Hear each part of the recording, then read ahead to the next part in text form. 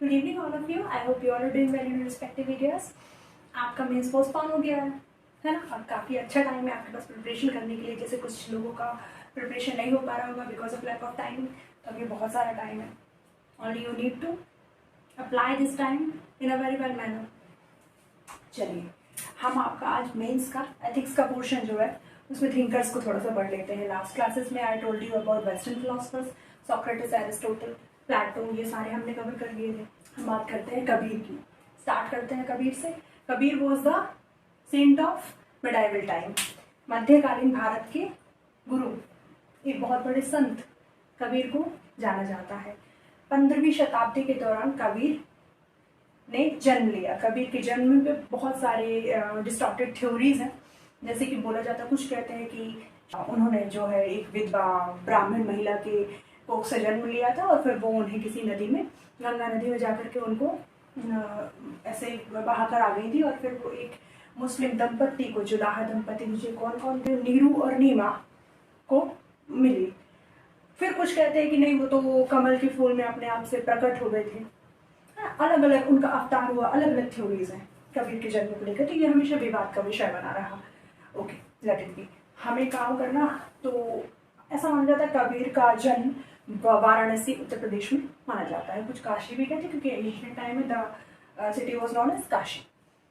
चलिए, तो कबीर को माना जाता है कि कबीर की शुरू से वो उतने एजुकेटेड तो थी नहीं, और उतने के एजुकेटेड ही नहीं थे। उनकी जो, जिसको हम प्रैक्टिकल थ्योरी, जो हम स्कूली शिक्षा कहते हैं, या उनका उससे कोई आमना सामना नहीं हुआ।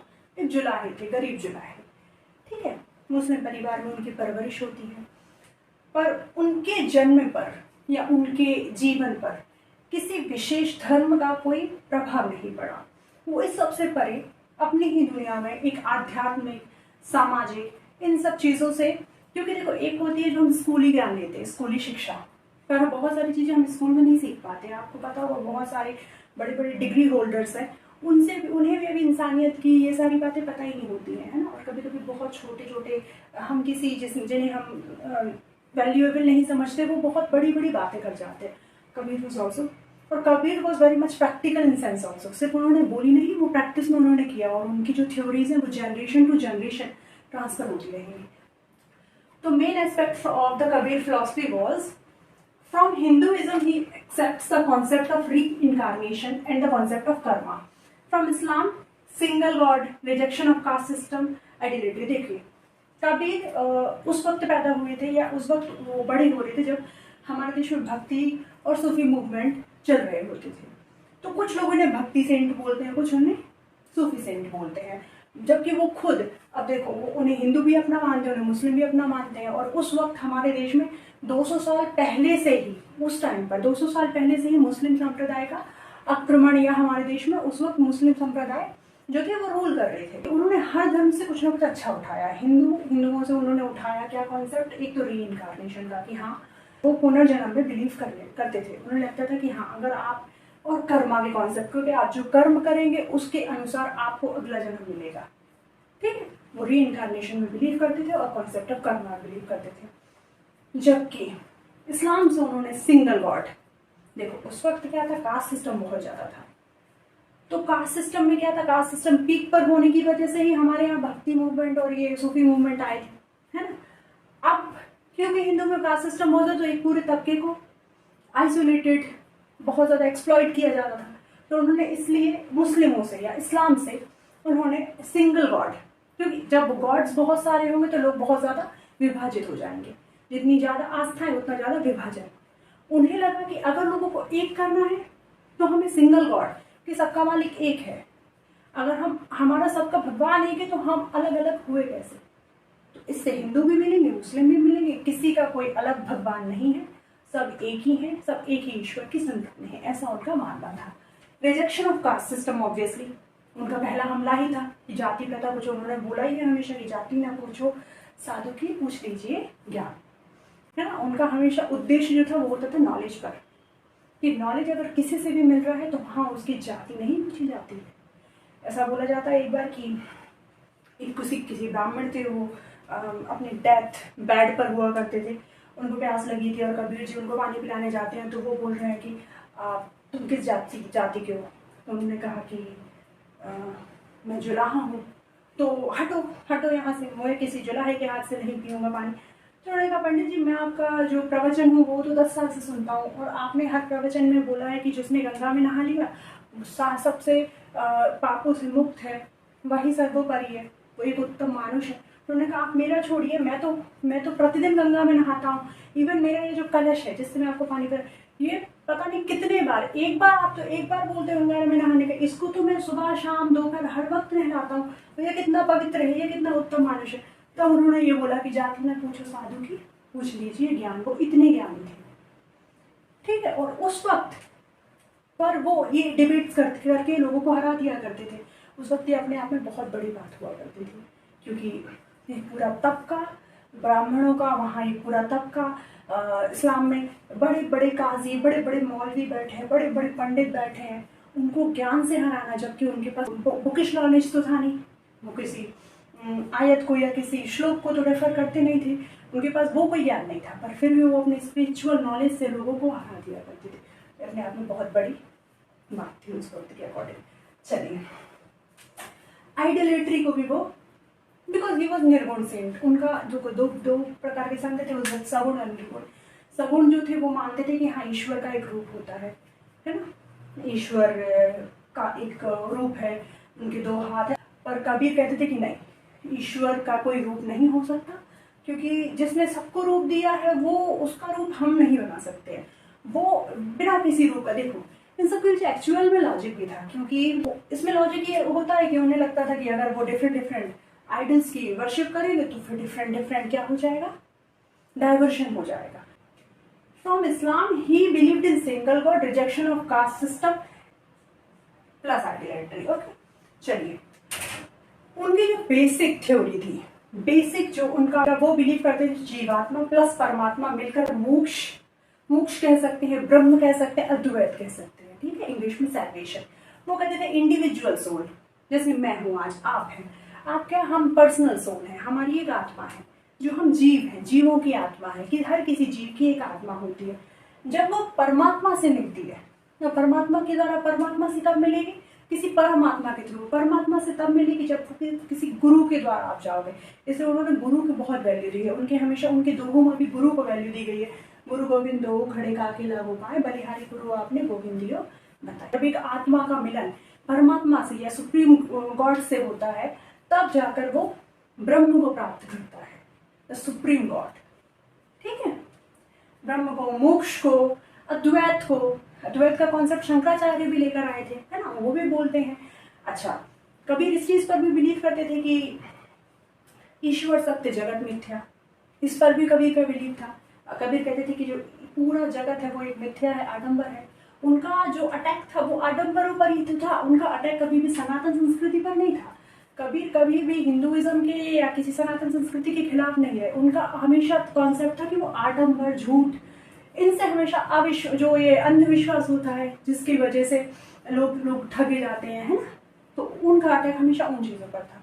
उनका अटैक कभी किसी धर्म के खिलाफ नहीं था, और वो ओपनली क्रिटिसाइज करते थे जो ईविल्स धर्मों में चला करते थे उस वक्त। ठीक है, चलिए, उन्होंने अपनी पोएट्रीज, अपनी रचनाओं के आधार पर लोगों को जो है अपने संदेश पहुंचाए हैं, जैसे कि आज देव। और उनकी जो पोएट्रीज हैं वो किस पर डिपेंडेंट है, वो बेसिस है, जो पोएट्रीज हैं उनकी, जो कविताएं हैं, जो रचनाएं हैं, वो मैक्सिमम कैरी क्या करती है, मैक्सिमम उनकी कॉन्सेप्ट होते हैं डेली लाइफ्स के, जो हम रोज मर्रा के इस जीवन में घटित होते हैं, सोशल और स्पिरिचुअल कॉन्सेप्ट, सामाजिक और आध्यात्मिक कॉन्सेप्ट्स पर।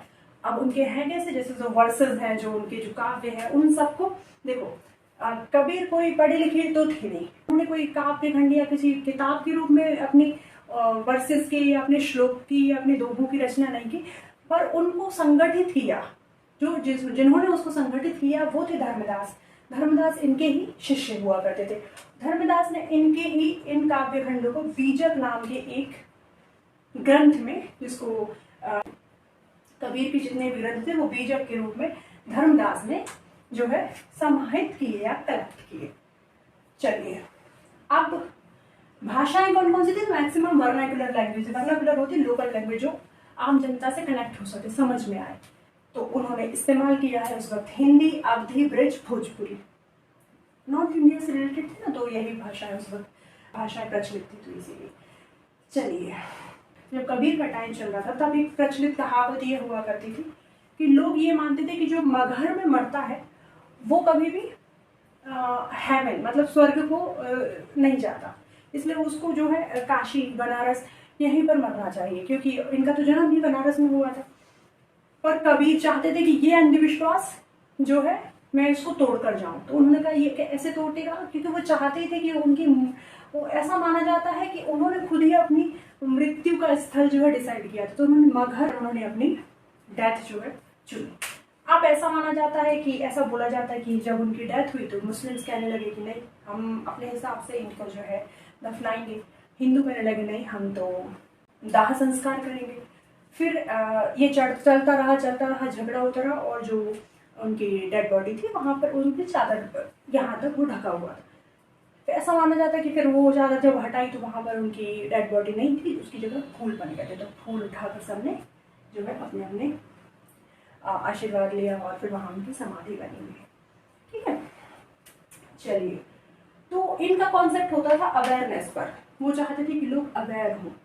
ठीक है, उनके दोहे भी आपको यही मिलेंगे, यही सब है ना। और वो आइडल वर्शिप पर भी बिलीव नहीं करते थे। उनका मानना था कि पाथर पूजे हरि मिले तो मैं पूजू पहाड़, है ना। वो मानते थे कि जो मन की श्रद्धा होती है वही सब कुछ होती है। इनके जो गुरु थे वो रामानंद, तो ऐसा मानते कि ऐसा बोला जाता है, कहावत है, मतलब कहानी है कि जब वो पहुंचे कबीर जी, रामानंद उस वक्त के बहुत बड़े गुरु हुआ करते थे, तो वो रामानंद जी के पास पहुंचते हैं और कहते हैं कि मुझे दक्षिणा दे दीजिए। तो किसी ने पूछा कि किस बिरादरी से आते, तो उन्होंने कहा मैं जुलाहा। तो उनको बोला गया कि नहीं, चलो निकलो यहाँ से, तो उन्हें भगा दिया गया। अब जैसे एकलव्य थे तो उन्होंने द्रोणाचार्य को ही मान लिया था अपना गुरु, ऐसे ही कबीर ने रामानंद को अपना गुरु अपने मन में मान लिया। कमी किसी चीज़ की रह जाती है, जो कि एकलव्य के टाइम पर भी थी, वो थी गुरु दक्षिणा की। तो इन्हें भी गुरु दक्षिणा की और एक गुरु मंत्र की जरूरत पड़ी। तो कबीर क्या करते थे कि रामानंद जी जो थे वो गंगा के घाट पर नहाने के लिए जाया करते थे सुबह सुबह। तो कबीरदास जी थोड़े से शरारती थे, तो शरारत सूझी और वो जाकर के गंगा की जो सीढ़ियाँ थी वहाँ पर लेट गए। अब अंधेरा था, उतना उनको नजर नहीं आया रामानंद जी को, तो वो स्टेप ऐसे रख रहे थे और उनका पैर जो है वो पड़ गया उन पर। जैसे ही पैर पड़ा तो उनको लगा रही यार पता नहीं किस पर पैर रखे, तो मुँह से निकल गया राम राम। तो बस कबीर जी उठे और कहते बस मुझे मेरा गुरु मंत्र मिल गया, और मेरा गुरु मंत्र है राम राम। तो फिर उन्होंने राम भक्ति को लेकर के वो चले, और उनका कॉन्सेप्ट हमेशा ये था कि लोग जो है सब एक है। एक बार और देख लेते, ये कौन थे? निर्गुण सेठ थे, निर्गुण सेठ। एक कहावत है जो आप लिख भी सकते हैं अपने आंसर में, कस्तूरी कुंडल बसे मृग ढूंढे वन माही, ऐसे घट घट राम है दुनिया जानत नाही। कबीरदास जी ने कहा। कबीर जी कहते थे, देखो जो उनका कॉन्सेप्ट था वो ये नहीं था कि वो किसी अपोज नहीं कर रहे हैं, वो बस ये चाहते थे कि लोग जो है समझे असलियत में भक्ति का मतलब, कि सिर्फ भगवान जो होते हैं वो किसी मंदिर में या किसी मूर्ति में नहीं है। अगर आप एक बात बताओ, उनका मानना था कि आप पूरे टाइम पूजा भी कर रहे हो अगर, और फिर आप जाकर के लोगों को सता रहे हो, मान लो कोई राजा है ऑल टाइम वो उपासना कर रहा है या भक्ति कर रहा है या आयतें पढ़ रहा है, और फिर भी वो इंसानियत के दुश्मन है, तो ऐसे राजा का क्या मतलब है ना। तो उनका मानना ये था, वो ये चाहते थे कि लोग असलियत में भक्ति को समझे कि भक्ति होती क्या है, इंसानियत सबसे ऊपर है, उनका ये मानना था। इसलिए उन्होंने ये कहावत कही कि कस्तूरी कुंडल बसे। आपको पता है जो हिरण होता है, हिरण को कस्तूरी की खुशबू आती है, वो उसको खुशबू अपने आप से आती है, और वो पूरे जंगल में उसको घूमता रहता, उसको लगता है कहाँ है कस्तूरी, कहाँ है कस्तूरी, पर वो कहाँ होती है? उसके पेट में होती है, यहाँ कुंडल में होती है। कस्तूरी कुंडल बसे मृग ढूंढे वन माही, और मृग उसको वनों वनों में ढूंढता रहता है। ऐसे घट घट राम, ऐसे ही हर जगह राम है, हर क्षण में राम है। ऐसा कहते हैं ना कि एक घड़ी आधी में बुनियाद, तुलसी संगति राम की कहे कोट अपराध। एक घड़ी नहीं, आधी घड़ी नहीं, आधी में भी आधे टाइम आप भगवान का नाम ले रहे हो, अगर दिल से ले रहे हो और आपके मन में नियत साफ है, तो आप क्या हो? सारे बाबा आपके वैसे ही उतर गए। तो वैसे ही उन्होंने कहा था कि ऐसे घट घट राम है, दुनिया जानत नहीं। इसके हिसाब से कबीरदास जी को आप समझ सकते हैं। कुछ उनके जो फैक्चुअल डेटाज हैं वो आप तो कवर कर ही लेंगे, उससे मेरा कंसेप्ट आपको यहाँ पर उनके बारे में रिलेट करना था और एक उनकी इमेज क्लियर करनी थी, उनकी थ्योरी की, उनकी फिलॉसफी की। ओके, चलिए ठीक है, तो कबीर को हम यहीं पर एंड करते हैं। All the best to all of you.